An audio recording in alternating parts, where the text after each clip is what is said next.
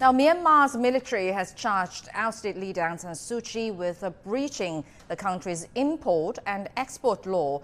She's accused of illegally importing at least 10 walkie-talkies. She and other politicians were detained following military takeover on Monday, and United Nations Secretary-General Antonio Guterres has pledged to mobilize enough international pressure on Myanmar's military to make sure the takeover fails.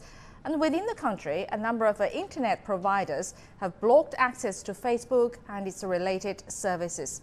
Officials said the block will be in place until Sunday for the sake of stability.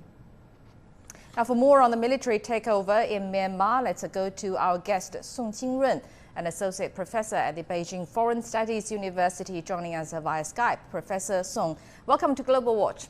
Well, we have witnessed a series of developments in Myanmar, including the charges against Aung San Suu Kyi. What can we expect next? Yeah, I think currently the two sides' confrontation continues. On the one hand, the military charges former State Councillor Daw Suu Kyi and former President Wu Wenmin, and on the other hand, Daw Suu Kyi called her supporters to oppose the military. So currently the confrontation is still serious. But I think because continuous long-term confrontation will not solve the deadlock of the Myanmar political situation. In the future, it is still possible for the military and Daw Suu Kyi to conduct some kind of dialogue or negotiation to try to reach some extent of the reconciliation. I think if this becomes true, it will be good for the Myanmar's political development. Right, it would be. You think it's good to have negotiations? Then, do you think how possible do you think that will happen? I think it's. I think I don't know. Maybe after how many days, but I think in the future, maybe to someday or some days they will conduct dialogues or negotiations, because we know that now for the military it faces a lot of pressure, both domestic and internationally. It faces very serious situation, both internally and internationally. And for the Daw Suu Kyi and also for the LD, it is in a fragile situation, because now the police has found some found that Daw Suu Kyi and former President Wu Wenmin has violated laws. So I think if they can, the deadlock, if they want to break the deadlock, the best way for them is not to continue their confrontation. It is that they should conduct dialogue. So I think maybe in the future we can see this picture. Right, and many in the West have supported a transition of power to a government under Aung San Suu Kyi. How much have outside influences shaped the current situation? Myanmar's political situation is influenced both domestic factors and also by the international factors or the external factors. Now we see that the international society, especially the Western countries and the UN, has given a lot of pressure and criticism to the Myanmar military. But I think the outside world should conduct a very constructive role in Myanmar's political affairs. I think the Western-style democracy doesn't work well in Myanmar, because Myanmar is an oriental country. It has its own national conditions. It has its own cultures and values, which are quite different from the Western countries. So I think Myanmar's domestic political situations development should be in the Myanmar powers, in Myanmar people's hand. And also, I think Myanmar should develop its political transition, push forward its political transition according to its own conditions and also its own culture, not just follow the Western style democracy. Thank you. Thank you very much, Professor Sun Qingrun at the Beijing Foreign Studies University. Thank you very much for your insight. Now, in Thailand, things remain uncertain for thousands of Myanmar refugees as they cope with their country's return to military rule. And Thai authorities are promising to step up patrols in one of the largest refugee camps. Now, Martin Low has the latest. There are around 100,000 Myanmar refugees here in this area in a string of refugee camps right along this border between Thailand and Myanmar. This is the largest camp at Mae La. There are perhaps as many as 40,000 Myanmar people living inside this compound, surrounded by Thai soldiers and camp guards. Now, I've spoken to a number of them today. They're hugely concerned by what they've seen happening in their homeland. They're concerned to see that the army are back in control after years where it looked as though a transition to a civilian government was progressing. Many of the people here say that they would like at some point to be repatriated back to Myanmar, but they're frightened. They don't want to go back until they're completely satisfied that ethnic violence and intimidation by perhaps the security forces that they've seen in the past is over. Now, it did seem very much that things were moving in that direction. From 2011 onwards, there has been a transition from military to civilian rule, and very much the talk has been about repatriation and closing these camps along this border. But this latest development seems to have put that on hold. Certainly people here say that they would not want to go back to their country while it is in the midst of all this turmoil. And so certainly here developments are being watched intensely to see what the future will bring, but it does seem, certainly to the people here, many of whom fled from intimidation and conflict, that until the situation is normalized, they would have absolutely no confidence in being repatriated back to Myanmar from these refugee camps. The U.S. State Department says its support for the One China principle remains unchanged. During a briefing on Wednesday, a State Department spokesperson answered a question regarding the U.S. stance on the principle. Yes, the answer is that our policy has not changed. Well, the principle states that there is only one China in the world and the island of Taiwan is part of China.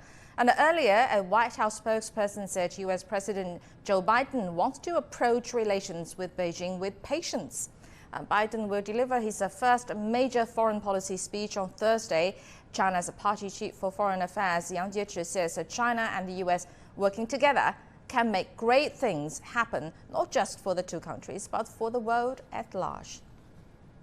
And the United States has joined Russia in extending a treaty limiting their stockpiles of nuclear weapons until February 2026. And the New START treaty was set to expire on Friday. The U.S. State Department says Washington will use the next 5 years to pursue limits on all of Russia's nuclear weapons. Last week, U.S. President Joe Biden and his Russian counterpart, Vladimir Putin, talked and agreed on the extension.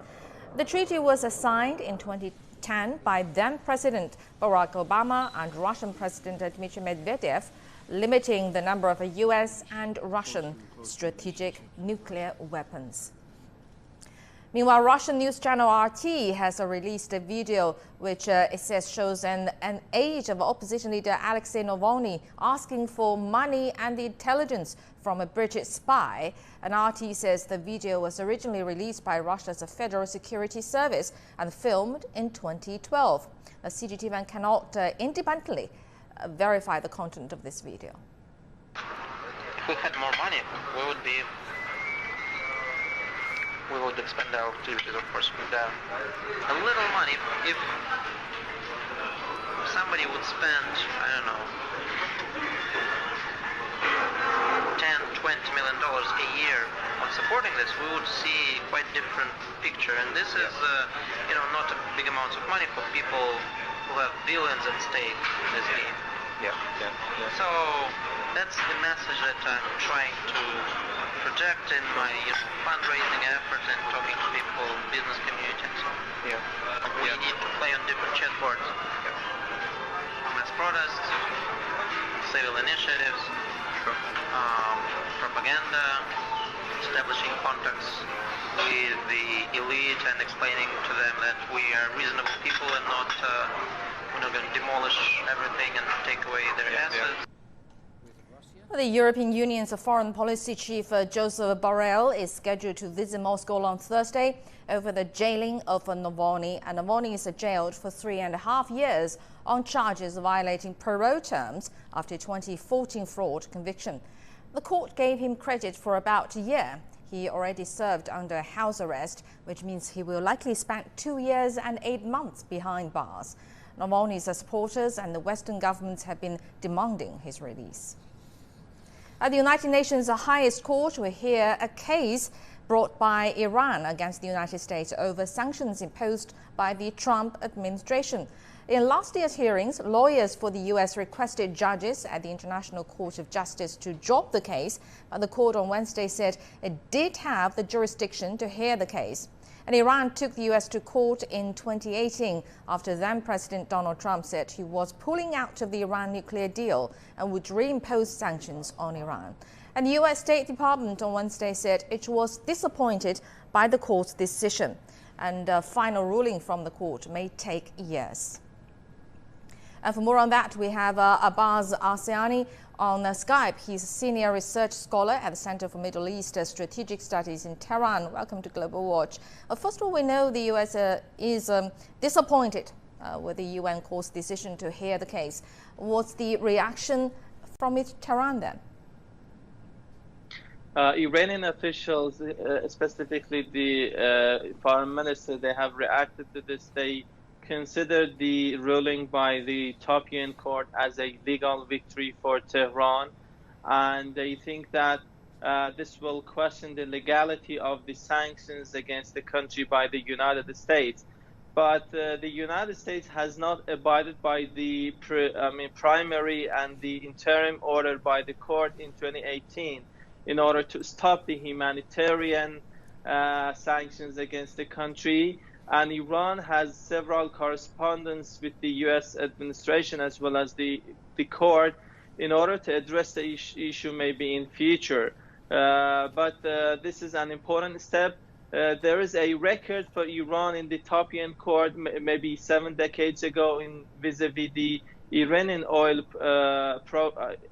issue with the Britain, and it is yet considered as a victory in the country. So this shows the significance of the ruling of the court in the country, and I think Iran will continue to the way in order to question the legality and the legitimacy of the U.S. sanctions against the country.